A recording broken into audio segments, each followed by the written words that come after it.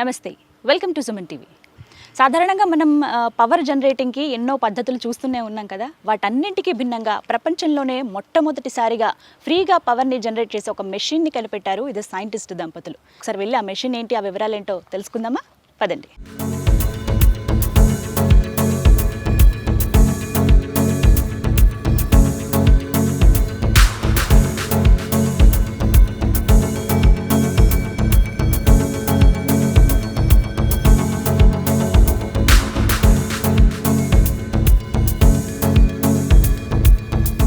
చూస్తున్నాం కదా, ఇదేనండి ఆ సరికొత్త ఇన్వెన్షన్. ఆ మెషిన్, అసలు ఈ మెషిన్ ఎలా పనిచేస్తుంది, దీని ప్రాసెస్ ఏంటో మనకి ఎక్స్ప్లెయిన్ చేయడానికి ఎవరైతే ఇన్వెంట్ చేశారో చెప్పాను కదా, సైంటిస్ట్ దంపతులని, చాగంటి శ్రీనివాస భాస్కర్ గారు, అలాగే చాగంటి బాలా గారు. అయితే వాళ్ళ టీం మెంబర్ వేణు గారు ప్రస్తుతం మనతో పాటు ఉన్నారు. వారిని అడిగి మరిన్ని వివరాలు తెలుసుకుందాం. నమస్తే వేణు గారు. ఎస్, మరి మాకు ఈ ప్రాసెస్ చూపిస్తారా, ఎలా పనిచేస్తుంది? తప్పకుండా అండి. ఇది 45 కిలోవాట్ మోటార్ అండి. 45 కిలోవాట్ మోటార్ అనేది ఏ మోటార్ అయినా సరే ఒక 1 అవర్ తిరిగితే ఎంత కిలోవాట్ ఉంటే అన్ని యూనిట్స్ బిల్ వస్తుందండి. ఇప్పుడు ఈ 45 కిలోవాట్ మోటార్ని మనం 1 అవర్ తిప్పుకున్నాం అనుకోండి, 45 యూనిట్స్ బిల్ వస్తుంది. అలా 1 అవర్లో 3600 సెకండ్స్ ఉంటాయి. మనం ఇప్పుడు ఇన్పుట్ పల్స్ వచ్చేసి మనం 5 సెకండ్స్ మాత్రం ఇస్తాం. ఇక్కడ పల్స్ బేస్డ్ ఎనర్జీ జనరేషన్ కాబట్టి అందులో మనకు 1 అవర్లో 720 పల్సెస్ ఉంటాయి. ఆ 720 పల్సెస్ని మనము 1 బై 1 ఇచ్చుకుంటూ హార్వెస్ట్ అయిన ఉన్నటువంటి ఇందులో స్టోర్ అయినటువంటి ఎనర్జీని మనం జనరేటర్ ద్వారా ఎక్స్ట్రాక్ట్ చేసుకుంటాం. పల్సెస్ అంటే ఈ వీల్ తిరగడమా? తిరగడం. పల్సెస్ అంటే ఇప్పుడు దీంట్లో ఒక 5 సెకండ్స్ దీనికి మోటార్కు పవర్ ఇచ్చాం. పవర్ ఇచ్చినప్పుడు ఈ వీల్ అనేది రిక్వైర్డ్ ఆర్పిఎంకి వెళ్ళిపోతుంది. మనకు ఎంతైతే రిక్వైర్డ్ ఆర్పిఎం ఉందో ఆ రిక్వైర్డ్ ఆర్పిఎంకి వెళ్ళిపోతుంది. వెళ్ళిపోగానే వితిన్ 5 సెకండ్స్ వెళ్ళిపోతుంది. వెళ్ళిపోగానే ఈ మోటార్ ఆఫ్ చేసేస్తాం. ఆఫ్ చేసేయగానే ఈ ఫ్లై వీల్ డీసెలరేషన్ అవుతున్నటువంటి టైంలో స్పీడ్ తగ్గుతున్నప్పుడు ఆ టైంలో ఇందులో ఉన్నటువంటి సర్ఫేస్ స్పీడ్, ఉపరితల వేగము మరియు ఇనర్షియా, మూమెంటము ఇవన్నీ కలిసి క్యుములేటివ్గా ఇక్కడ ఉన్నటువంటి జనరేటర్ షాఫ్ట్ కనెక్ట్ చేసింది కదండి. ఈ జనరేటర్ షాఫ్ట్ కనెక్ట్ చేసింది. ఇక్కడ జనరేటర్ అనేది కంటిన్యూస్గా ఈ డీసెలరేషన్ టైంలో తిరుగుతుంది. ఈ తిరుగుతున్నప్పుడు ఈ జనరేటర్లో ఉన్నటువంటి రివర్స్ టార్క్ను అధిగమించి ఈ పవర్ జనరేషన్ అనేది జరుగుతుంది. ఇక్కడ మనం చూడొచ్చు, ఇప్పుడు మనం 200 ఆర్పిఎంలో ఉన్నాం. 200 ఆర్పిఎంలో ఉన్నప్పుడు మనకు 210 వోల్ట్ ఆల్రెడీ జనరేట్ అవుతుంది. మనకు నిర్ణీతమైన ఆర్పిఎం, మనకు బెంచ్ మార్క్ ఆర్పిఎం వచ్చి 450 ఆర్పిఎంకి తీసుకెళ్తాం. మాక్సిమం మోటార్ కెపాసిటీ వచ్చేసి 1440 ఆర్పిఎం. బట్ మనం చాలా తక్కువ ఆర్పిఎంలోనే మనం ఇంత విద్యుత్ జనరేట్ చేస్తున్నాం. ఇప్పుడు మీకు 450 ఆర్పిఎం తీసుకెళ్ళి ఇక్కడ నుంచి ఎలా విద్యుత్ జనరేట్ అవుతుంది, ఎలా మనం ఇక్కడ వర్క్షాప్లో ఉన్నటువంటి లోడ్స్ అన్ని కనెక్ట్ చేస్తామో ఎక్స్ప్లెయిన్ చేస్తాం. ప్రాక్టికల్ ఎక్స్ప్లెయిన్ చేస్తాం. జస్ట్ మనకు ఫస్ట్ ఇనిషియల్ పల్స్ ఒకటే మనం బయట నుంచి ఎక్స్టర్నల్ పవర్ తీసుకుంటాం. Either it may be any source, hand crank తో కూడా మనం పవర్ జనరేట్ చేసుకోవచ్చు ఇనిషియల్గా. అట్లాంటి టెక్నాలజీ కూడా ఉంది. అండ్ ఇంకోటి ఏంటంటే ఇక్కడ ముఖ్యంగా గమనించాల్సింది, ఇక్కడ మోటార్ అనేది 4 పోల్ మోటార్ అండి. జనరేటర్ వచ్చేసి 24 పోల్. అంటే అక్కడ టార్క్ దానికంటే 3 రెట్లు 4 రెట్లు ఇక్కడ ఎక్కువగా ఉంటుంది. అంటే రివర్స్ టార్క్ అనేది చాలా ఎక్కువ ఉన్నా సరే ఇక్కడ ఫ్లైవీల్ అనేది మన యాక్సిలరేషన్ డీసిలరేషన్ విధానం ద్వారా వీటన్నిటి నెగటివిటీస్ అన్ని అధిగమించి పవర్ జనరేట్ చేస్తుంది. అంటే దీనికి ముఖ్యంగా ఏంటంటే థర్మోడైనమిక్స్ అనే విధానానికి ఇక్కడ అధిగమించి మరి ఇక్కడ మనకు పవర్ ఉత్పత్తి చేస్తుంది. మేము దీనికి సంబంధించి సెంట్రల్ గవర్నమెంట్ సంబంధించిన సైన్స్ అండ్ టెక్నాలజీ డిపార్ట్మెంట్కి థర్మోడైనమిక్స్ విధానం అనేది ఎక్కడైనా ప్రాక్టికల్గా నిరూపించబడిందా అని చెప్పేసి మేము ఒక ఆర్టీఏ పెట్టాము. అక్కడ ఏం చెప్పారంటే, there is no facility available in the institute to live demonstrate 1 to 4 laws of thermodynamics. అంటే మనం ఇప్పటివరకు పాశ్చాత్య దేశాల నుంచి వచ్చినటువంటి టెక్నాలజీస్ని థియరిటికల్గా మాత్రమే ఫాలో అవుతూ వాటిని బ్లైండ్గా ఫాలో అవుతున్నాం. దానివల్లనే థర్మోడైనమిక్స్ అనే విధానం వల్లనే కోల్ను మండించి విద్యుత్ ఉత్పత్తి చేయడం వల్ల ఈ పర్యావరణం మొత్తం ఖరాబ్ కావడానికి ముఖ్యమైనటువంటి కారణం అది. ఇక్కడ జరుగుతున్నటువంటి మన టెక్నాలజీ అనేది దానికి ఎట్లాంటి సంబంధం లేదు. ఇక్కడ థర్మోడైనమిక్స్ అనే విధానాన్ని పూర్తిగా అధిగమించి మనం విద్యుత్ ఉత్పత్తి చేస్తున్నాం. ఇక్కడ మీరు గమనిస్తున్నారు, ఇక్కడ ఎట్లాంటి పొల్యూషన్ లేదు, ఎట్లాంటి కార్బన్ ఎమిషన్స్ లేవు, ఈకో ఫ్రెండ్లీ మొత్తం. ఎట్లా అంటే మీరు ఊహించుకోండి, 80% ఆఫ్ ద గ్రిడ్ కోల్ మీద ఆధారపడి ఇప్పుడు నడుస్తున్నప్పుడు దాని ప్లేస్లో బొగ్గుతో ఉత్పత్తి అయ్యే విద్యుత్ ప్లేస్లో ఇట్లాంటి టెక్నాలజీని మనం అక్కడ పెట్టుకున్నప్పుడు ఎంత పర్యావరణం కాపాడబడుతుందో మీరు ఆలోచించుకోవచ్చు. మా మెయిన్ టార్గెట్ అది. అండ్ మేము సెంట్రల్ గవర్నమెంట్కి రాసినప్పుడు ఆర్టీఐ ద్వారా మేము ఇన్ఫర్మేషన్ తెచ్చుకున్నాము. ఈ ఫ్లైవీల్ టెక్నాలజీ అనేది ఇప్పటి వరకు మన భారత ప్రభుత్వం ఒక్క సింగిల్ ఎన్పీ కూడా ఇక్కడ ఖర్చు పెట్టలేదు R&D మీద. మేము ministry of new renewable energy దగ్గర నుంచి మనం ఆర్టీఐ ద్వారా సమాధానం తెచ్చుకున్నాం. Flywheel is one of the technology options for storing energy. In present the ministry has not supported any R&D project in the area flywheel power generation.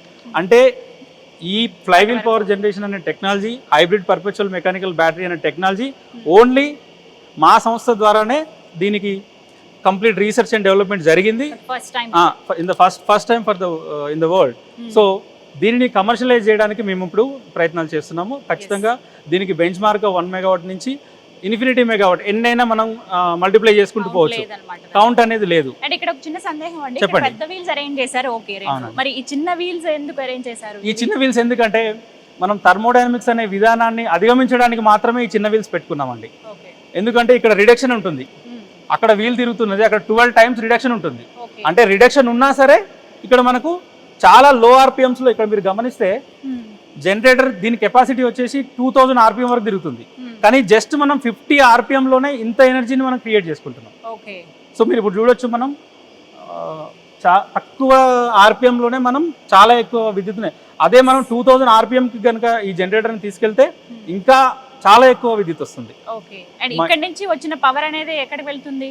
మనం గ్రిడ్కి ఇచ్చుకోవచ్చు అండి, off grid, on grid, 2 విధానాల ద్వారా మనం ఎక్కడైనా సరే ఆన్ సైట్లో మనం విద్యుత్ ఉత్పత్తి చేసి ఒక విలేజ్లో సపరేట్గా ఉన్నటువంటి విలేజ్లో ఇచ్చుకోవచ్చు, టౌన్స్లో, ఇట్లా ఎక్కడైనా మనం ఇచ్చుకోవచ్చు. లేదంటే గ్రిడ్ దగ్గర కూడా మనం గ్రిడ్కి కనెక్ట్ చేసుకోవచ్చు, పవర్ని గ్రిడ్కి ఇచ్చుకోవచ్చు.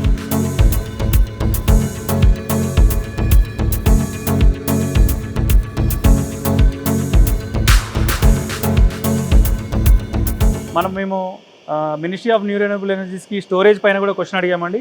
స్టోరేజ్ పైన అడిగినప్పుడు ministry of new renewable energy has not supported any project on flywheel power storage technology also.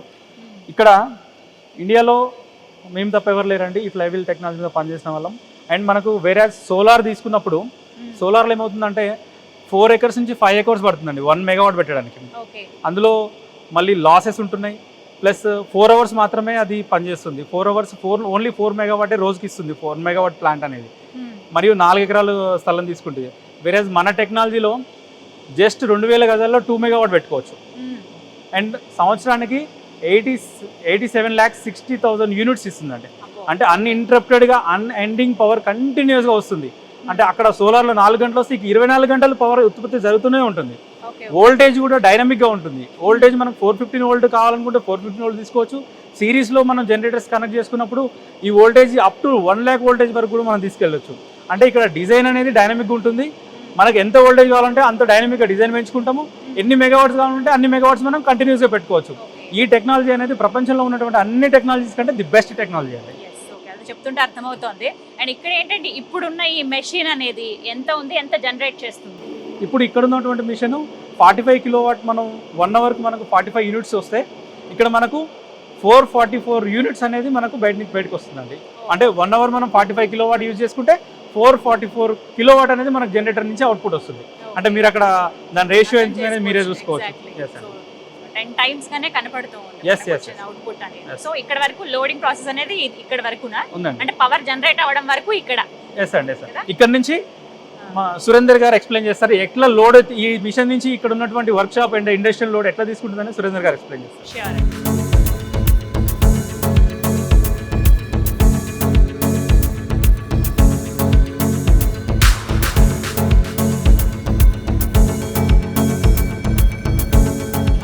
Srinivas గారి టీం మెంబర్ సురేందర్ గారు ఉన్నారు, వారితో మాట్లాడి మిగతా డీటెయిల్స్ కనుక్కుందాం. సురేందర్ గారు నమస్తే అండి. అండ్ ఇక్కడ వరకు పవర్ జనరేట్ అవ్వడం వరకు మేము చూసాము. అండ్ ఇక్కడ నుంచి నెక్స్ట్ ప్రాసెస్ ఏంటండి అసలు?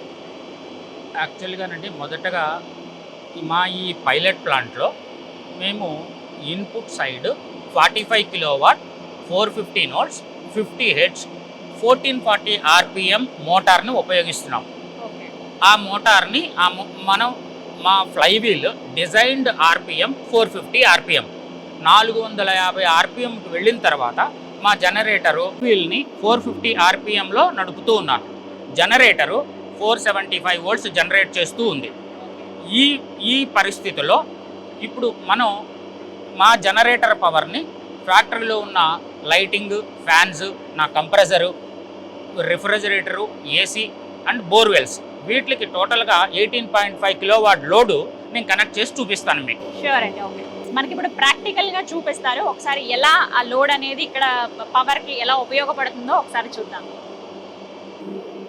నేను ఇప్పుడు ఈ చేంజ్ ఓవర్ స్విచ్ని మారుస్తున్నానండి. టోటల్ పవర్ లేదు. ఇప్పుడు మన జనరేటర్ పవర్కి ఆన్ చేసి నేను స్టెబిలైజర్ని ఆన్ చేస్తున్నాను. టోటల్గా ఈ ప్లాంట్లో total current, lighting load, compressor load కూడా నేను ఆన్ చేస్తాను.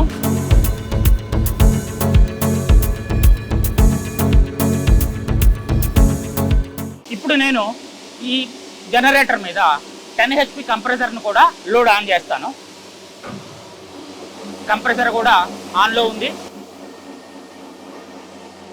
ఇప్పుడు మనకి 480 వోల్ట్స్ జనరేట్ అవుతూ ఉంది.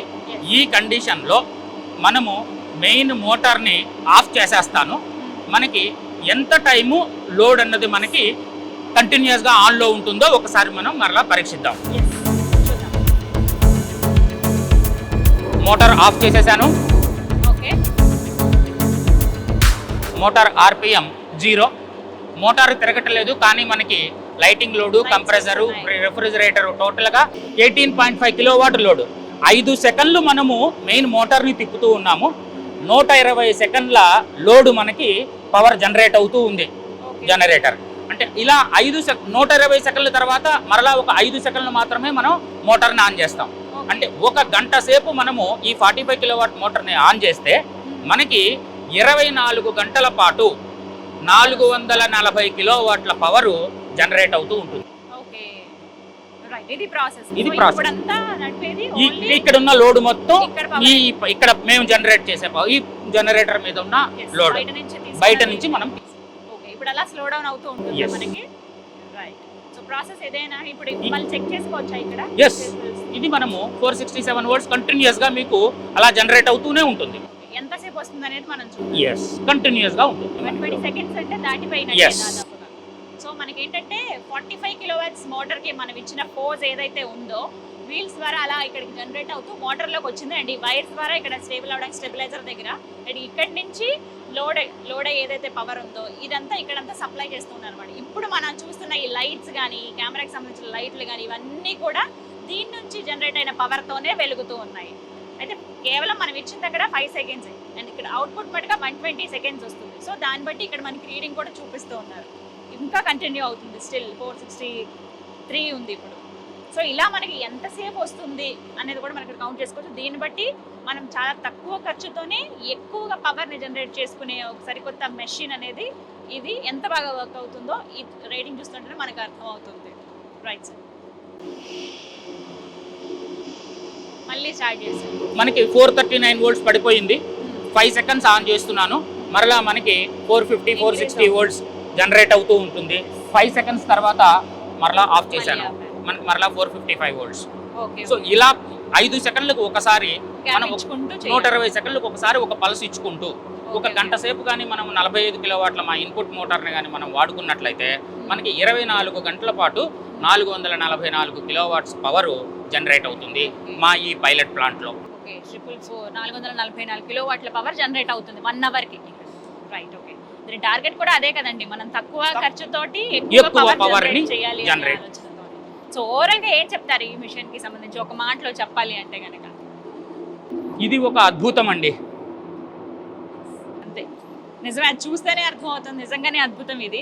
అంటే ఎన్నో ఏళ్ళ శ్రమ ఇందులో ఉన్నా కూడా ఆచరణలో పెట్టడము అండ్ దానికి ఇప్పుడు పేటెంట్ రావడము ఇదంతా ఓకే. బట్ స్టార్టింగ్ నుంచి ఆ పెయిన్ అండ్ ప్రెషర్ అందుకుని శ్రీనివాస్ గారు బాలాగారు చేసిన విధానం కూడా గ్రేట్ అనే చెప్పాలి. అండ్ మీరు ఇందులో ఇంకేమైనా ఫ్లాస్ ఏమన్నా ఉన్నాయా? అంటే నేను ఎక్కువగా కంట్రోల్ అండ్ ఆటోమేషన్ మీద గత 3 సంవత్సరాలుగా నేను భాస్కర్ శ్రీనివాస్ గారితో అసోసియేట్ అయి ఉన్నానండి యాజ్ అన్ ఇన్స్ట్రుమెంటేషన్ ఇంజనీర్గా. మేము దగ్గరగా ఒక 100 పర్ముటేషన్స్ అండ్ కాంబినేషన్స్ మీరు చూశారు. రకరకాల జనరేటర్లు, రకరకాల గేర్ బాక్సుల రేషియోస్ ఇవన్నీ కనెక్ట్ చేస్తూ మరలా మేము ఏదైతే మనము మొట్టమొదట ఎలక్ట్రిసిటీ బోర్డ్ పవర్ వాడుతున్నామో ఆ పవర్ను కూడా వాడకుండా మేము ఆల్రెడీ ఒక ఇన్పుట్ జనరేటర్ అనేది మరలా భాస్కర్ గారు డిజైన్ చేయడం జరిగింది. మొదటిసారి మాత్రమే మేము పవర్ వాడుతాము బయట నుంచి. తర్వాత ఏదైతే పవర్ జనరేట్ అవుతుందో మా పైలట్ ప్లాంట్లో అదే పవర్ని మరలా వాడుకుంటూ మెయిన్ మోటార్ని మేము తిప్పుతూ ఈ ఎలక్ట్రిసిటీని జనరేట్ చేస్తూ ఉంటాం కంటిన్యూస్గా. అందుకే మేము అన్ఇంటరప్టెడ్ పవర్ సప్లై అని చెప్పగలుగుతున్నాం.